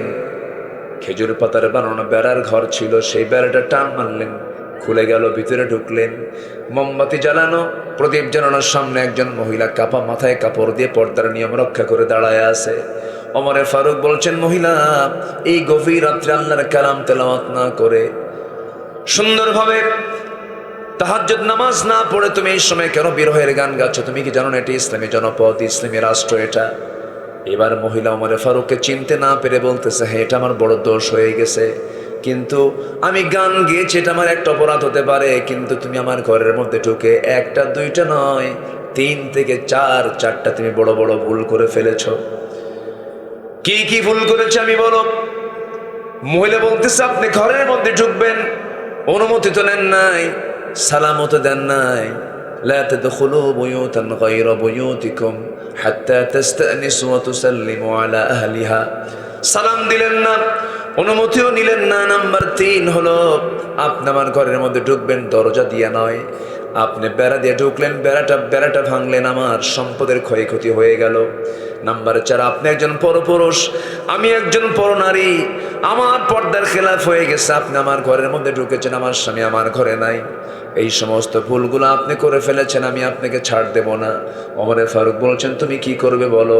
আগামীকাল সূর্য উদয় হওয়ার সঙ্গে সঙ্গেই আমি তোমার বিরুদ্ধে ওমরের আদালতে গিয়ে মানহানির মামলা দায়ের করব। কার সামনে বলে? আসতে বলে, কার সামনে বলে? সাইয়েদনা ওমর ফারুকের সামনে এই কথাটা বলে ফেলতেছেন। ওমর ফারুক তো মুস্কি মুস্কি হাসি মারেন। এবার তিনি বলছেন, শোনো, যে ওমরের আদালতে তুমি যাবি, আমার তো মনে হয় ওমর মানুষটা খুব একটা ভালো না। নিজেকে নিজে ভালো বলা যায় নাকি বলেন? বলে ফেলেছেন। এবার মহিলা খেপে গিয়ে বলে, দোষ তো তোমার একটা যোগ হলো। গোটা পৃথিবীর ভিতরে যে ওমরের নামটা সবার ঊর্ধ্বে, যিনি হচ্ছেন অর্ধ দুনিয়ার একমাত্র ন্যায়বান শাসনকর্তা ওমরে ফারুক, তার বিরুদ্ধে তুমি কথা বলো, দোষ আর একটা যোগ হলো, আমি তোমাকে ছাড় দেব না। ওমরে ফারুক বলছেন, ঠিক আছে, আমি দোষ করেছি, আমি ভুল করেছি। তুমি যে দোষটা করেছো, তুমি গান গুনগুন করে গাচ্ছ কেন, এর কারণটা কি? এবার মহিলা বলতেছে, গান গাওয়ার কারণ হলো, আজ থেকে 4 মাস আগে আমার স্বামীর সঙ্গে আমার বিয়ে হয়ে যায়। বিয়ে হওয়ার পরে মাত্র 3 থেকে 4 রাত আমি তাকে কাছে পেয়েছিলাম। আমাদের দাম্পত্যময় জীবনটা খুব আনন্দময়, খুব সুন্দর মুহূর্ত কাটছিল। এমন সময় ওমরে ফারুকের লোকজন চলে এলো সীমান্ত প্রহরায় নিয়োগ দেওয়ার জন্য। আমার স্বামীকে নিয়ে চলে গেল। আজকে 4 মাস গত হতে চলে, আমার স্বামী কোথায় আছে, কি অবস্থায় আছে, আমার কানে পর্যন্ত কেউ সংবাদ দেয় নাই। হঠাৎ করে গভীর রাত, ঘুমটা ভেঙে গেছে, স্বামীর প্রতি প্রেম নিবেদন চলে আসছে, প্রেমটা জেগে উঠছে। সে আমার বৈধ স্বামী, লিগাল স্বামীকে কাছে পাওয়ার জন্য আমি গভীর রাত্রিতে গুনগুন করে বিরহের গান গাচ্ছিলাম। ওমরে ফারুক মনে মনে চিন্তা করছেন, দোষ তার একটা যোগ হলো। আল্লাহু আকবার বলবেন না? আমানত। ক্ষমতা পাইলেই আপনি বড় কিছু হয়ে গেছেন না। যার যত বড় দায়িত্ব, তার তত বড় জবাবদিহিতা। কার আদালতে? আল্লাহর আদালতে। শুনবেন কথা, শুনবেন? আগ্রহ আছে? কিন্তু পড়ন্ত বেলায় আমাকে তুলে দিয়েছেন। সবার মধ্যে ক্লান্তির ভাব, কেউ কেউ এরকমও করতেছে, দেখতেছি তো। সম্মানিত ভাইয়েরা, খুব ভালো মানুষ আপনারা, আলহামদুলিল্লাহ, আলহামদুলিল্লাহ বলেন। এশার নামাজ হয়েছে তো? এশার নামাজ হয়েছে? ফজর হবে? ফজর হবে তো ইনশাআল্লাহ? জি, আল্লাহ কবুল করুন। জোরে বলি আমিন। আচ্ছা, তাহলে 15টা গুণ আমরা আজকে শিখে যাব নিজের জীবনের চরিত্রকে সুন্দর করার জন্য, আচার আচরণের শৃঙ্খলা ফিরে আনার জন্য। কোরআন শিক্ষা দিয়েছে। কি শিক্ষা দিয়েছে? কোরআন। 1 নম্বর হচ্ছে সঠিক কথা বলো, নাম্বার 2 হচ্ছে আমানত রক্ষা করো। আল্লাহ রাব্বুল আলামিন বলেন, ইন্নাল্লাহা ইয়া'মুরুকুম আন তু'আদ্দুল আমানাতি ইলা আহলিহা ওয়া ইযা হাকামতুম বাইনান নাসি আন তাহকুমু বিল আদল ইন্নাল্লাহা নি'ম্মা ইয়া'ইযুকুম বিহি ইন্নাল্লাহা কানা সামিআন বাসীরা। জোরে বলুন আল্লাহু আকবার। নাম্বার 3 হলো ইনসাফ কায়েম করা, সদর আচরণ, সুন্দর আচরণ করা। কোরআনে কারীমের মধ্যে একটা আয়াত আছে, যে আয়াতটা হলো সবচাইতে ওয়েটফুল আয়াত, যে আয়াতটা প্রত্যেকটা খতিব জুমার দিনে পড়েন।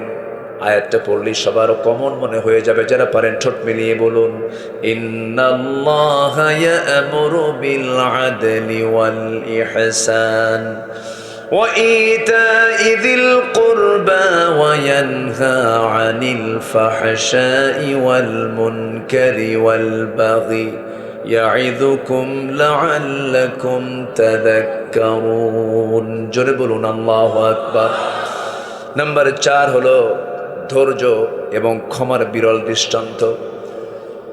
ধৈর্য এবং ক্ষমা থাকতে হবে। আল্লাহ রাব্বুল আলামিন বলেন, ওয়ালামান সাবারা وغفر إن ذلك لمن عزم الأمور জোরে বলুন আল্লাহু আকবার। এই জন্য আমরা ধৈর্যের পরিচয় দেব। বিয়ে আগে না ধৈর্য আগে? ব্যবসা আগে না ধৈর্য আগে? বলেন বলেন। মাহফিলে বসা আগে না ধৈর্য আগে? নামাজ আগে না ধৈর্য আগে? দেখবেন জুমার দিন কিছু কিছু মুসল্লি সবার পরে যায় আর সবার আগে বের হয়, আছে না? আবার খতিব যদি 1:30 পর্যন্ত খুতবা দেওয়ার নিয়ম, কথা বলতে নিয়ে যদি 1:40 বানায় ফেলে, খালি ঘড়ি দেখে মুসল্লি খুতবা দেয় হুজুর, আছে না? এরকম আছে না? যিনি খতিব তিনি খুতবা দিবেন, তিনি ঘড়ি দেখবেন। মুসল্লি কি ঘড়ি দেখার দায়িত্ব না? ঘড়ি দেখা মুসল্লি কিছু আছে না? নাই। তাহলে কি ধৈর্য আছে ওর? মাঝে মাঝে আবার খতিবকে হুমকিও মারে, হুজুর আমাদের কি সময়ের দাম নাই? এরকম করে কথা বলে, আছে কি না? আছে। সম্মানিত ভাইয়েরা, ধৈর্যের পরিচয় আগে দিতে হবে। ধৈর্য ছাড়া কোনো কিছুই হবে না। বিয়ের এই দাম্পত্যময় জীবনে চরম ধৈর্যের পরিচয় দিতে হয়। প্রায় আমাদের ফোনে ফোন আসে তালাক সংক্রান্ত, প্রায় ম্যাক্সিমাম টাইম এই ফোনটা আসে। সেই তালাক দিতে হবে কাছাকাছি থেকে কথা বলে, স্টেপ বাই স্টেপ। কোরআন যেভাবে তালাক দিতে বলেছে 3 তুহুরে তালাক দিতে হবে, তা না করে আছে মালয়েশিয়া ছেলে, বউ আছে কুষ্টিয়া, হ্যাঁ দেশে দিয়া, ওখান থেকে ফোনে ফোনে ভিডিও কলে কথা বলতে বলতে কি যেন নিয়ে গন্ডগোল লাগছে, একসঙ্গে রাগের ঠেলায় বলে দিছে, যা তোর 100 তালাক দিয়ে দিলাম। আওয়াজ বাড়ান তো, এত শক্তি লাগতেছে কেন? 100 তালাক দিয়ে দিলাম। তালাক দিয়া আমাদের ফোন দিয়ে বলে, হুজুর কাম তো সারছে, কি বউরে তালাক দিছি। কেমন করে? হুজুর 100 তালাক দিছি। তালাক কি 100 আছে? 100 তালাক হয়? আত-তালাকু মাররাতান। এরকম হচ্ছে, কেবলই মোবাইল করলে, এই যে কেবলই মোবাইল করছে, ঢাকা থেকে একজন সমস্যা করছে। প্রায় এই অবস্থা হচ্ছে। এই কথাটা বলা দরকার, এই কথাটা যাওয়া দরকার, এটা ঘন ঘন যাওয়া দরকার। অসংখ্য পরিবার আছে যারা স্বামী স্ত্রীর পরিচয় দিয়ে সংসার করছে, কিন্তু এই সমস্ত তালাকের কারণে জেনা হচ্ছে। ঠিক কি না? বাস্তব এটা। ফ্যান অফ করুন। হ্যাঁ, সম্মানিত ভাইয়েরা, এরপরে তালাক দিয়া পরে আমাদের ফোন দিয়ে বলে, হুজুর কাম তো সারছে, এই করছে। কি বলছেন হুজুর? 100 তালাক দিছি, সাথে শাশুড়িও তালাক দিছি। শাশুড়ি তালাক হয়? শাশুড়ি তালাক হয়? তালাক তো হয়। কেন? কে শাশুড়ির উপর রাগটা আরো বেশি দিল। শেষ পর্যন্ত বলে ফেললো, হুজুর ভুল তো করেই ফেলছি, এখন কি করা যায়? এটাকে নেওয়ার কি কোনো সুযোগ আছে? এই সমস্ত কথাগুলো আমাদেরকে বলে, মানে অকাম করবে ওরা, ফায়সালা দেব আমরা। বুঝেন নাই? এগুলো করা ঠিক না, এগুলো হারাম। এগুলো কি বলেন তো? হারাম। আল্লাহ তুমি বিকৃত পন্থা থেকে যাদেরকে হেফাজত করো, জোরে বলি আল্লাহুম্মা আমিন।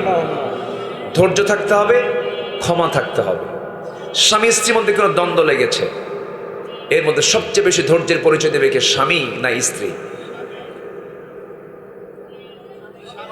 সব চুপ করে আছে, হুজুর কিচ্ছু কম না, কারণ পাশে বউ বসে শুনতেছে। বলেন, হঠাৎ করে আমার ঠান্ডা লাগছে, কফ বুকে জমা হয়ে আছে, খুব কষ্ট করে চাপ প্রয়োগ করে আমাকে কথা বলতে হচ্ছে। একটু আমাকে সময় দেবেন, আর একটু সময় বলেই আমি 15টা পয়েন্ট শেষ হবে, আমার আলোচনাও শেষ হয়ে যাবে। জোরে বলি ইনশাআল্লাহ। এখন ধৈর্যের পরিচয় দেবে বেশি কে? স্ত্রী না স্বামী? স্বামী। স্ত্রী যে দেবে না তা না, অবশ্যই দিতে হবে, কিন্তু আল্লাহ তাআলা স্ত্রীদের ধৈর্য দিয়েছেন এক জায়গায়, আর আপনার ধৈর্য দিয়েছেন আরেক জায়গায়। যেরকম সন্তান কোলে নিয়ে থাকা, সন্তান লালন পালন করা, এটাতে এগিয়ে কে? স্বামী না স্ত্রী? বাবা না মা? মা আগায় আছে, আপনি পারবেন না। 1.5 বছরের সন্তানকে যদি আপনার কোলে উঠায় দিয়া, অথবা 1.5 মাসের সন্তান আপনার কোলে উঠায় দিয়া বলে, তুমি 2 দিন একটু দেখো, 2 দিন কেন, 2 ঘন্টার পরেই সন্তান আছাড় মারা শেষ। এটার নাম হলো পুরুষ। এটার নাম কি বলেন? পুরুষ, পুরুষ পারবে না। এই ধৈর্য আল্লাহ তাআলা কাকে দিয়েছেন? নারীকে দিয়েছেন। আমার ভাইয়েরা, কিন্তু নেতৃত্ব দেওয়ার ক্ষেত্রে, পরিচালনার ক্ষেত্রে, সকল ক্ষেত্রে আল্লাহ রাব্বুল আলামিন ধৈর্যের পরিচয় পুরুষকে দিতে বলেছেন। আমার নবীর চারটা স্ত্রী একদিন সামনে বসে বলতেছে, হুজুর আমাদের 4 জনের মধ্যে একটা দ্বন্দ্ব লেগেছে। কি দ্বন্দ্ব? আপনি মূলত এই 4 জনের মধ্যে আপনি কাকে সবচাইতে বেশি ভালোবাসেন? রাসূল মুস্কি হাসি মেরে মনে মনে চিন্তা করেন, কার নাম বলে আমি কার কি করব, কেমনে বলি, জবাবটা কেমনে দেই? জবাব দিলেন না, শুধু বললেন, যাও, যে প্রশ্ন তোমরা আমাকে করে সেটার জবাব দেওয়ার জন্য একটু সময় লাগবে আমার, আমি আগামীকালকে সকালে বলবো, যাও। পাঠায় দিয়েছেন। পাঠায় দিয়া রাতের বেলা করলেন কি, 2টা করে খেজুর প্যাকেট করে প্রথমে আম্মা জান আয়েশার ঘরে গিয়ে বলছেন, আয়েশা আমি তোমাকে দারুণ লাইক করি, আহিব্বুক, আই লাভ ইউ। কি বউকে বলা জায়েজ আছে না নাই? আসতে বলে, আছে না নাই? পরের বউ না নিজের বউ? হ্যাঁ, এটা যেন মনে থাকে। আবার আমার নবীজি বলছেন, আয়েশা আমি তোমাকে দারুণ ভালোবাসি, যে 2টা খেজুর তোমাকে ভালোবাসে দিয়ে গেলাম, এই কথা যেন অন্য কোনো স্ত্রী কানে না যায়। 2য় ঘরে গিয়ে তাই বললেন, 3য় ঘরে গিয়ে তাই বললেন, 4র্থ ঘরে গিয়ে বললেন একই কথা। খেজুর 2টা করে দিয়ে আসলেন। পরের দিন সকালবেলা 4 জন স্ত্রী বুক ভরা আশা নিয়ে মনে মনে ভাবতেছে, হুজুর তো আজকে আমার কথা বলবেন। ঘরের মধ্যে আমার নবীজি 4 স্ত্রীকে নিয়ে বসলেন। এবার বলতেছে, হুজুর আপনি বলবেন আজকে আমাদেরকে আপনি কাকে সবচেয়ে বেশি ভালোবাসেন? রাসূল বলছেন, আমি তাকেই সবচেয়ে বেশি ভালোবাসি যাকে গত রাত্রিতে লুকায় লুকায় 2টা খেজুর দিয়ে আসছি। যা সরকান সুবহানাল্লাহ। কি কথা বোঝা গেল? এটার নাম হচ্ছে ব্যালেন্স, ধৈর্য, ইনসাফ। আল্লাহু আকবার বলেন। আমার বন্ধুগণ, নাম্বার 5 হলো, মনে আছে কি? মনে আছে আপনাদের? নাম্বার 1 হলো সত্য কথা বলা, নাম্বার 2 হলো আমানত রক্ষা করা, নাম্বার 3 হলো ইনসাফ কায়েম করা, নাম্বার 4 হলো ধৈর্য ক্ষমার দৃষ্টান্ত উপস্থাপন করা, নাম্বার 5 হলো আল্লাহর ভয়ে কাঁদতে কাঁদতে সেজদায় লুটিয়ে পড়া। আল্লাহর জন্য কাঁদতে হবে। এই পৃথিবীতে আল্লাহ ছাড়া যে অন্যের কাছে কান্দে সে লস। সে কি? লস। বউয়ের জন্য কাঁদবেন, লস। মেয়ের জন্য কাঁদবেন, লস। ছেলের জন্য কাঁদবেন, লস। সম্পদের জন্য কাঁদবেন, লস। দুনিয়ার যার জন্য আপনি কান্নাকাটি করবেন সব লস প্রজেক্ট। কিন্তু একটা কান্নায় উপকারে আসবে, যে আল্লাহর ভয়ে কাঁদবে, লুটিয়ে পড়বে, সেজদায় পড়বে। ওই 1 ফোঁটা চোখের পানি যদি আল্লাহর দরবারে মঞ্জুর হয়ে যায়, 7টা জাহান্নাম নিভে দিয়ে আল্লাহ রাব্বুল আলামিন তাকে জান্নাত দিয়ে দিবে।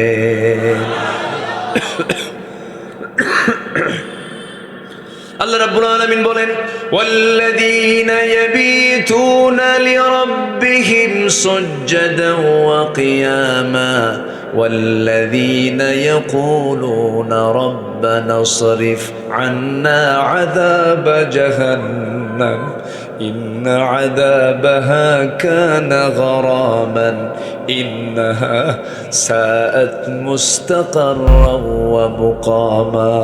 জোরে বলি আল্লাহু আকবার। আল্লাহর ভয়ে কেঁদে কেঁদে বলবে, আল্লাহ ওই জাহান্নামে ঢোকা তো আমার দ্বারা সম্ভব না, আমাকে জাহান্নাম থেকে বাঁচাও। আল্লাহ তুমি আমাকে মাফ করে দাও। যে সমস্ত বান্দাগুলো আল্লাহর ভয়ে চোখের পানি ফেলে ফেলে যায়, নামাজ ভিজায় ফেলে, আল্লাহ বলেন ওই বান্দাকে মাফ করে দাও, আমি আল্লাহ আমার ওয়াজিব হয়ে যায়। জোরে কোন সুবহানাল্লাহ। মাফ চাইবো কার কাছে? ক্ষমা চাইবো কার কাছে? চোখের পানি ফেলে ফেলে কাঁদবো কার কাছে? আল্লাহর কাছে। হারে সাহাবীরা দুনিয়াকে প্রাধান্য দেন নাই, দুনিয়াকে বিক্রি করে দিয়েছেন, আখিরাতের কাছে নয়। হ্যাঁ, আখিরাতের কাছেই তারা দুনিয়াকে বিক্রি করে দিয়েছেন। আখিরাতটা তারা কিনে নিয়েছেন, দুনিয়া তারা বিক্রি করে ফেলেছেন। একটা ছোট্ট ইতিহাস মনে পড়ে গেল, শুনবেন নাকি? আগ্রহ আছে তো? ওইদিকে ওমরে ফারুকের জীবনের একটা অংশ কিন্তু বাদ পড়ে আছে। আছে? মনে আছে? মনে আছে? আমার বন্ধুগণ, কি ছিল তাদের সোনালী জীবন? মক্কা এবং মদিনার ঠিক মাঝখান বরাবর বাড়ি। একজন ব্যক্তি, একজন সাহাবী ইসলাম কবুল করেছেন। ছোটবেলায় বাপকে হারিয়েছেন, এতিম হয়ে চাচার কাছে মানুষ হয়েছেন। সেই সাহাবী ইসলাম কবুল করলেন। চাচা এসে বলল, ভাতিজা শুনলাম কি জানো? এবারে ভাতিজা বলছে, আপনি শুনবেন কেন? দেখেন, লা ইলাহা ইল্লাল্লাহ। এই আচরণ দেখে চাচা বলে ফেললো, তুই কি জানিস তোর সমস্ত সম্পত্তি আমি জোর করে দখল করে নেব? কে চাচা, জোর করে দখল করার দরকার নাই, আমি আপোষে সব দিয়ে দিলাম, ইমান আমার বড়। যেরকম সুবহানাল্লাহ। গায়ের জামাটাও খুলে নিয়েছে, জোর করে মারধর করে লুঙ্গিটা পর্যন্ত খুলে নিয়ে তাকে উলঙ্গ করে ঘর থেকে বের করে দিয়েছে, তাও খুশি তিনি। দরজার কাছে গিয়ে বলে, মা দরজা খুলো, তবে আমাকে দেখো না, আমাকে ছোট্ট একটা কাপড় দিয়ে দাও, সতরটা ঢেকে ফেলবো, নবীর দরবারে চলে যাচ্ছি। ইমান বিক্রি করি নাই, দুনিয়া বিক্রি আমার হয়ে গেছে। যেরকম সুবহানাল্লাহ। দুনিয়া বিক্রি হয়ে গেছে, কিন্তু ইমান বিক্রি হয়নি। ছুটে চললেন নবীর পানে। প্রচন্ড শীতকাল, ঠান্ডার সময় খালি গায়ে কোনো মতো সতরটা থেকে চলে গেছেন মদিনার মসজিদের পাশে নবীর কবর, নবীর হুজরাখানার সামনে গিয়ে দাঁড়ায়ছেন। দরজায় নক করেছেন, দরজা খোলা মাত্র রাসূল দেখলেন কে যেন সামনে দাঁড়ানো, গায়ে কাপড় চোপড় নাই, নগ্ন দেহ। ভিতরে ঢুকলেন। আমার নবজি তার নিজের পরনের দুটো জুব্বা, নিজের গায়ের দেওয়ার দুটো জুব্বা আস্তে করে হাতের মধ্যে নিয়ে বললেন, যুবক, এই যে জুব্বাখানা তুমি পড়ো। জুব্বাটা পরার পরে তিনি বলেন, কি হয়েছে, ঘটনা কি? কে চাচা আমাকে বস্ত্রহীন করে বাড়ি থেকে বের করে দিয়েছে। রাসূল মুস্কি হাসি মেরে বললেন, তোমার চাচা তোমাকে কাপড় ছাড়া শূন্য দেহে পাঠিয়ে দিয়েছে, আর বিশ্বনবী তার গায়ের জুব্বা তোমাকে হাদিয়া দিয়েছে, যাও। যেরকম সুবহানাল্লাহ। খুব খুশি সাহাবী। এবার রাসূল বলছেন, ও সাহাবী, তুমি কিছু বলতে চাও নাকি? এবার তিনি বলছেন, ইয়া রাসূলুল্লাহ, আমার বলার কি, আপনি আমার জন্য একটু দোয়া করবেন, আপনি আমার জন্য খাস করে দোয়া করবেন। আমার রাসূল করলেন কি, হাত দুটো উঁচু করে আকাশের দিকে তাকায় বলছে, আল্লাহ তাআলা আমার আব্দুল্লাহর জান মাল তুমি কাফের বেঈমানদের জন্য হারাম করে দাও। মনটা খারাপ হয়ে গেছে। হুজুর দোয়া চাইলাম কি, আপনি দোয়া করলেন কি? কি হয়েছে তোমার? হুজুর আমি তো শহীদ হতে পারবো না, কাফের বেঈমানদের জন্য আমি হারাম হয়ে গেছে, আমাকে মারতে পারবে না, ওরা আমাকে শেষ করতে পারবে না। এবার রাসূল বলছেন, তোমার যদি জিহাদের তামান্না থাকে, ওয়াইম্মা তাআলা ফিরাশি, আল্লাহ রাব্বুল আলামিন তোমাকে শহীদের দরজা বিছনায় মূল্য দিয়ে দিবেন। যেরকম সুবহানাল্লাহ। আমার নবীজি ওই সাহাবীকে পাঠিয়ে দিলেন, সাহাবে কেরামদের মধ্যে সময় কাটান। মদিনা থেকে যুদ্ধের ডাক চলে এসেছে, যুদ্ধের ময়দানেও তিনি চলে গেলেন। যুদ্ধ শেষ হলো। যুদ্ধ থেকে ফেরার পথে হঠাৎ করে মদিনায় আসার পথে তিনি অসুস্থ হয়ে পড়লেন। নবীকে জানানো হলো। রাসূল বললেন, আমার প্রিয় সাহাবী, তার সর্বোচ্চ সেবাটুকুন করো। সর্বশেষ 3 দিন পরে আবার জানানো হলো, হুজুর আমরা তাকে বাঁচাতে পারলাম না, আব্দুল্লাহ দুনিয়া থেকে বিদায় নিয়েছে। রাসূল বলেন, গোসল করাও, কাফনের কাপড় পড়াও, আমার আব্দুল্লাহর জানাজা কেউ পড়াবে না, আমার আব্দুল্লাহর জানাজা আমি রাসূল নিজে তার দায়িত্ব গ্রহণ করলাম। রাসূল জানাজা পড়ায়া দিলেন। জানাজা শেষ করার পরে রাসূল বলছেন, সাহাবীরা রে, আমার আব্দুল্লাহর কবরটা কোথায় খনন করেছো? ওই যে 2 পাহাড়ের ঠিক মাঝখানে। রাসূল বলছেন, সাহাবীরা, আমার আব্দুল্লাহর লাশটা কেউ কবরে রাখতে পারবে না, আমার আব্দুল্লাহর কবরটাতে আব্দুল্লাহর লাশ আমি রাসূল নিজের হাতে শোয়ায় দেব, নিজের হাতে রাখবো, আমাকে নিয়ে চলো। রাসূল নিজে চলে গেলেন। যাওয়ার পরে কবরের সামনে দাঁড়ালেন, কবরের মাটিতে নামলেন। মাটিতে নেমে বলছে, আবু বকর আমার ডানে আসো, ওমর আমার বামে আসো। কবরের মধ্যে নেমেছেন কয়জন? 3 জন নেমেছেন। পৃথিবীর 3 জন সেরা মানুষ নেমেছেন। মাঝখানে রাসূল হাত দুটো আগায় দিয়ে বলছে, সাহাবীরা, আমার আব্দুল্লাহর লাশটা আমার হাতে দাও রে। এই আমার আব্দুল্লাহ দুনিয়া বেঁচে ঈমানটা রক্ষা করেছে। এই আব্দুল্লাহ দুনিয়ার সব মায়া ছেড়ে দিয়া আমার মায়া ধরেছে, আল্লাহর মায়া ধরেছে, আব্দুল্লাহকে আমার হাতে তুলে দাও। আব্দুল্লাহর লাশটা হাতের মধ্যে নিলেন, বললেন, আবু বকর মাথা ধরো, ওমর পা ধরো। কবরে শোয়া দিলেন। শোয়া দিয়া বুকের উপর হাত রেখে বলছে, আরশের মালিক আল্লাহ, আমার আব্দুল্লাহর উপরে এই সময় পর্যন্ত আমি সন্তুষ্ট আছি, তুমি আব্দুল্লাহকে মাফ করে দাও। পাশে থেকে একজন সাহাবী সাদ বিন আবি ওয়াক্কাস রাদিয়াল্লাহু তাআলা চিৎকার মেরে বলছে, আরে আমার পোড়া কপাল রে, আজকে জীবিত সাদ বিন আবি ওয়াক্কাস না হয়ে যদি মৃত সাদ বিন আবি ওয়াক্কাস হয়ে যদি ওই কবরের বাসিন্দা হতে পারতাম, জীবনটা ধন্য হতো। দুনিয়ার সবচেয়ে সেরা 3 জন মানুষ যারা কবরে নামে, জোরে বলেন সুবহানাল্লাহ। আল্লাহু আকবার বলেন। জীবনটাকে রঙিন করব ঈমান দিয়ে। জোরে বলি ইনশাআল্লাহ, জোরে বলি ইনশাআল্লাহ। কাঁদবো কার ভয়ে? কাঁদবো কার ভয়ে? আল্লাহ রাব্বুল আলামিন বলেন ওয়ায়াখিরুনা লিল আযকানি ইয়াবকুনা ওয়া ইয়াজিদুহুম খুশুআ। জোরে বলুন আল্লাহু আকবার। নাম্বার 6 হলো মুমিনরা একে অপরের প্রতি বিনয়ের বাহু প্রসারিত করবে।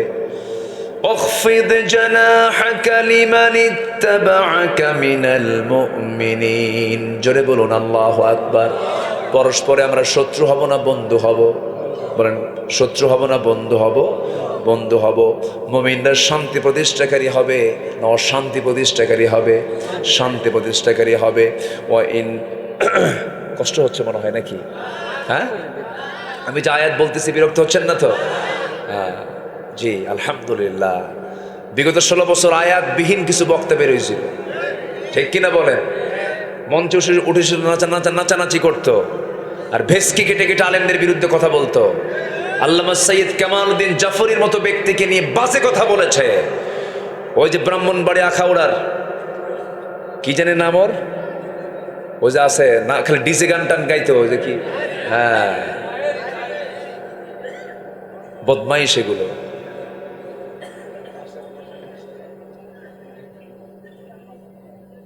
কথাগুলো তো যাচ্ছে ওর কানে তো যাবে, যা, সমস্যা কি?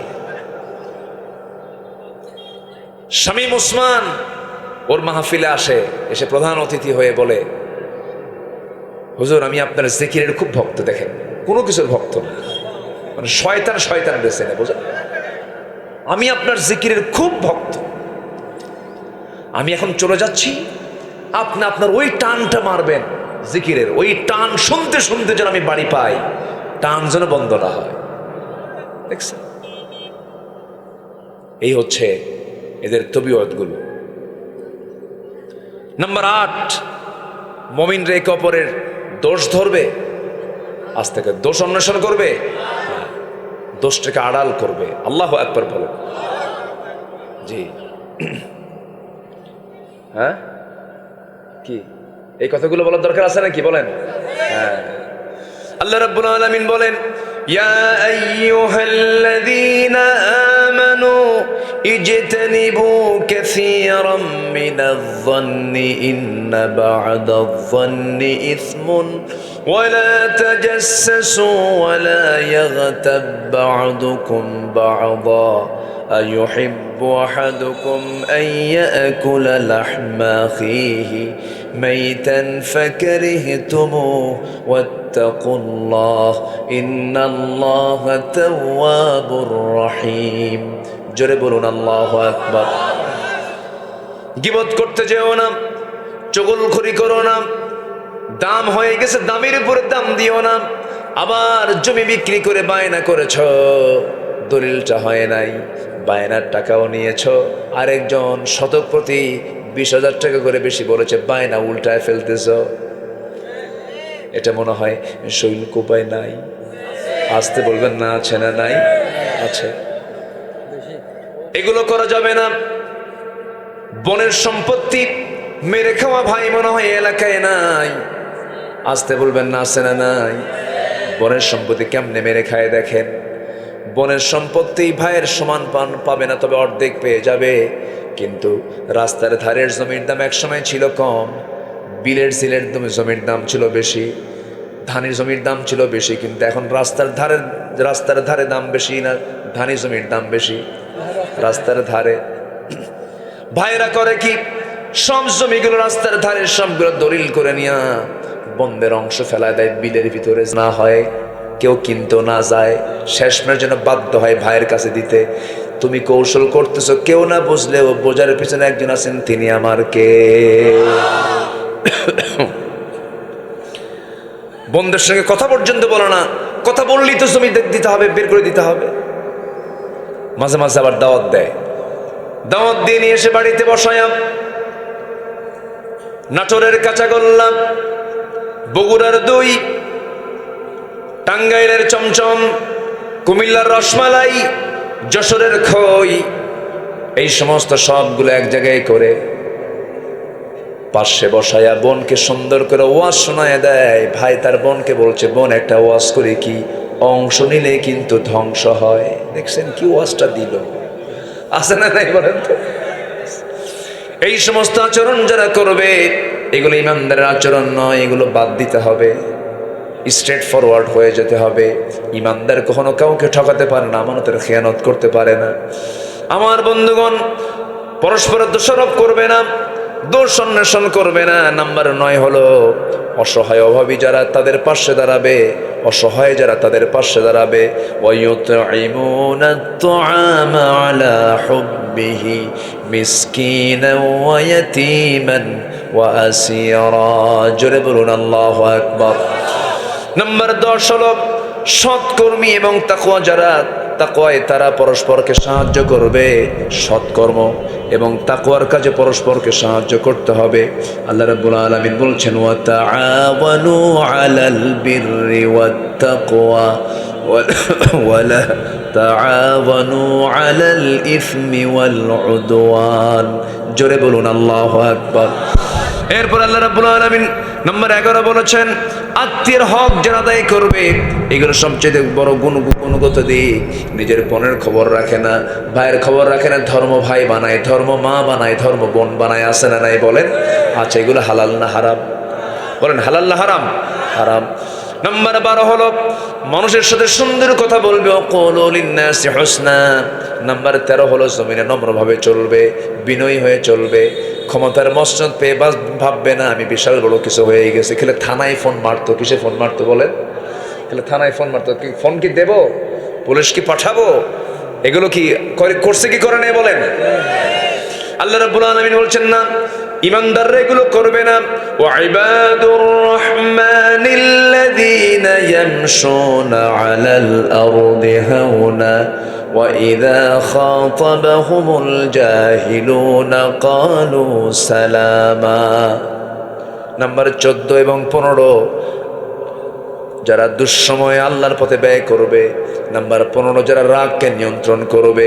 আল্লাহ রাব্বুল আলামিন এই সমস্ত মুহসিন বান্দাদেরকে দারুণ ভালোবাসেন। আর ভালোবাসেন যাকে জাহান্নাম দিবেন না জান্নাত দিবেন। বলেন বলেন, জাহান্নাম না জান্নাত?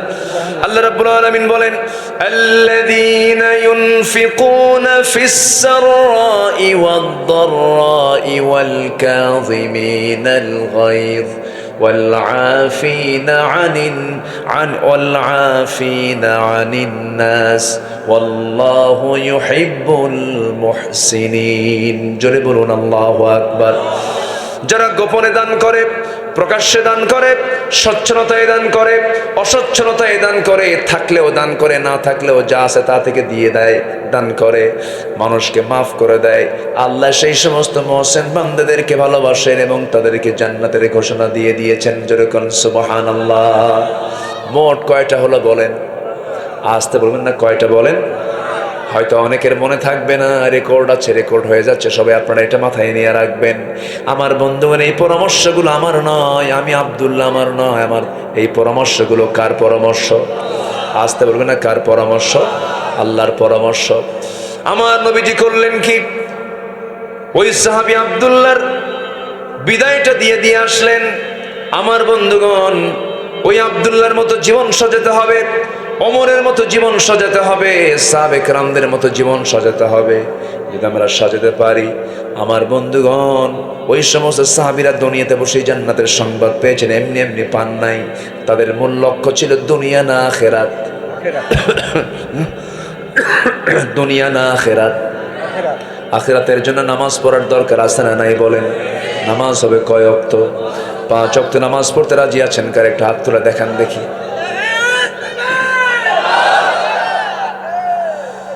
নামাজ পড়তে রাজি আছেন তো?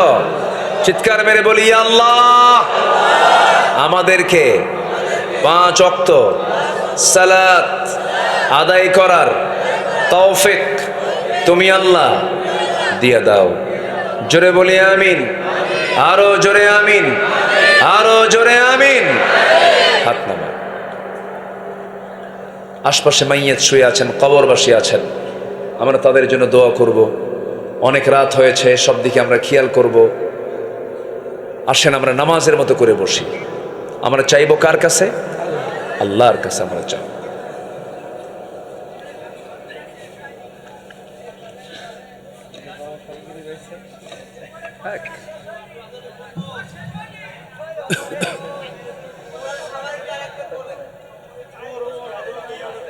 ও কিছু কথা রয়ে গেছে না? হ্যাঁ,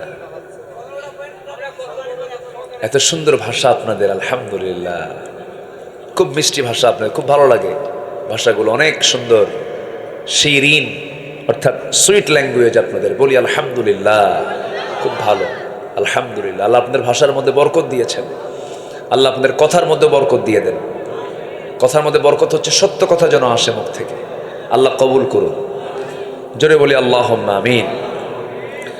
সম্মানিত ভাইয়েরা, ওমর ফারুক রাদিয়াল্লাহু আনহু, এটা তো বলা হয়েছেই, প্রায় হয়েই গেছে।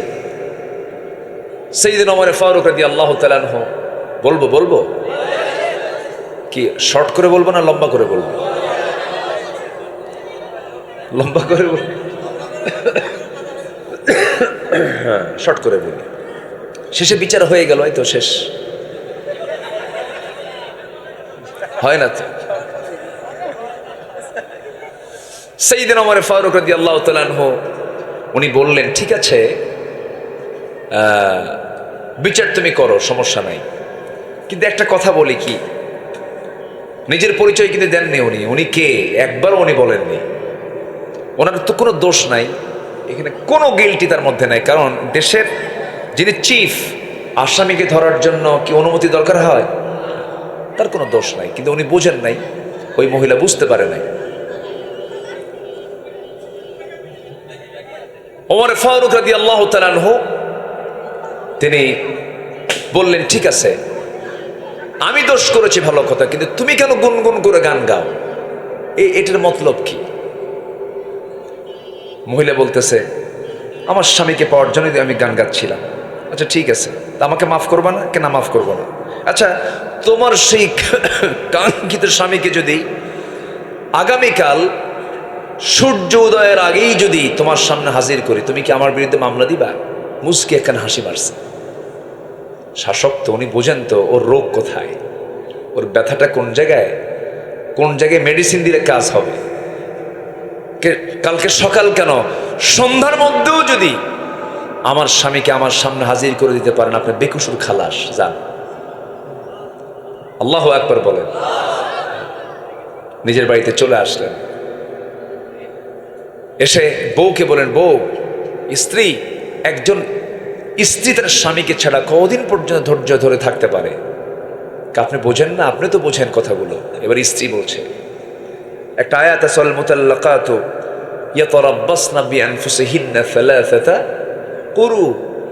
তালাকপ্রাপ্ত নারী অপেক্ষা করবে অন্য পুরুষকে স্বামী হিসেবে গ্রহণ করার জন্য কয় মাস পর্যন্ত? 3 মাস, 3 কুরু পর্যন্ত। এই 3টা ইদ্যত তাকে পূরণ করতে হবে। এখান থেকে বোঝানো হচ্ছে যে একটা স্ত্রী তার স্বামীকে ছাড়া 3 মাস পর্যন্ত ধৈর্যের পরিচয় দিতে পারে। এক্ষেত্রে স্বামীর অবশ্যই এই বিষয়টা লক্ষ্য করা উচিত। তখন তিনি করলেন কি, সেনাবাহিনী প্রধানকে ডাক দিয়ে বললেন, আজকের থেকে সকল সৈনিকদের 3 মাস পর সাধারণ ছুটি, ফ্যামিলিকে সময় দেওয়ার জন্য। আচ্ছা, সাথে ওই সীমান্ত প্রহরায় নিয়োগপ্রাপ্ত ওই যে রাতের গভীরে যে মহিলাকে উনি দেখতে গেছিলেন, তার হাজব্যান্ডকে অবিলম্বে খুব দ্রুত গতিতে তাকে ছুটি মঞ্জুর করা হোক, কারণ মামলা হওয়ার সম্ভাবনা আছে। কি কথা বলছেন? ছুটি মঞ্জুর করে দিলেন। সম্মানিত ভাইয়েরা, তাদের কাছে ক্ষমতা ছিল একটা, মানে তাদের কাছে ক্ষমতা ছিল কি, তাদের নিজের মান সম্মান যশ খ্যাতি প্রতিষ্ঠার জন্য, না আমানত রক্ষার জন্য? আমানত রক্ষার জন্য। তারা আমানত মনে করেছেন। আল্লাহ তাআলা আমাদের সকল কিছুকে সাহাবে কেরামদের অনুকরণীয়, তাদের অনুসরণীয় হয়ে তাদের কাজগুলো আমরা যেন ফলো করতে পারি, তৌফিক সবাইকে দান করুন। জোরে বলি আল্লাহুম্মা আমিন। কোরআনের আলোকে 15টি সৌন্দর্য, মানুষের চারিত্রিক সৌন্দর্য, এই 15টি চারিত্রিক সৌন্দর্য আল্লাহ তাআলা আমাদের ভিতরে উপস্থিত করে দেন।